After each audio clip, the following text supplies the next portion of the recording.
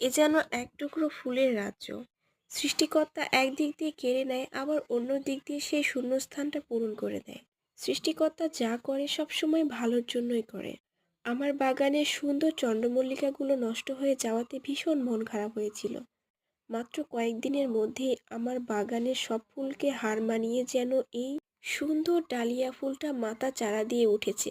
এত সুন্দর হয়েছে এই ফুলটা। বাগানের সব ফুলের সৌন্দর্যকে হার মানিয়েছে এই ডালিয়া ফুলটা। 2 দিন আমার এই সুন্দর বাগানটাতে আসতে পারিনি, কারণ আমি বেড়াতে গিয়েছিলাম।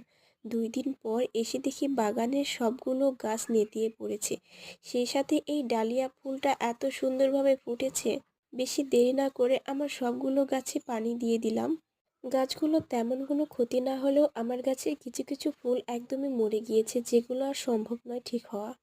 এর মধ্যে এই কালো গোলাপ ফুলটা সবেমাত্র ফুটেছিল। কালো গোলাপ ফুলটা আমার ভীষণ পছন্দের ছিল, কিন্তু দেখেন কি অবস্থা হয়ে গিয়েছে, উপরের পাতাগুলো শুকিয়ে গিয়েছে। তবুও এই ফুলটাকে কিন্তু খুব সুন্দর লাগছে। আমার বাগান জুড়ে হালকা হালকা বাতাস, প্রতিটা গাছ কত সুন্দরভাবে বাতাসে দুলছে। এই যে গাছগুলোতে কলি এসেছে, আর মাত্র কটা দিন পর এই গাছগুলোতে ফুল ফুটবে। তখন আমার বাগানটা দেখতে আরো বেশি সুন্দর লাগবে। হলুদ এই চন্দ্রমল্লিকাটা আমার বাগানের সবচেয়ে সুন্দর ফুল ছিল।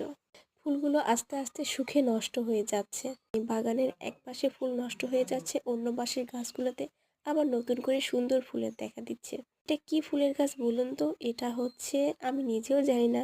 আপনারা যদি জেনে থাকেন তাহলে অবশ্যই জানাবেন, কিন্তু ফুলগুলো অনেক সুন্দর।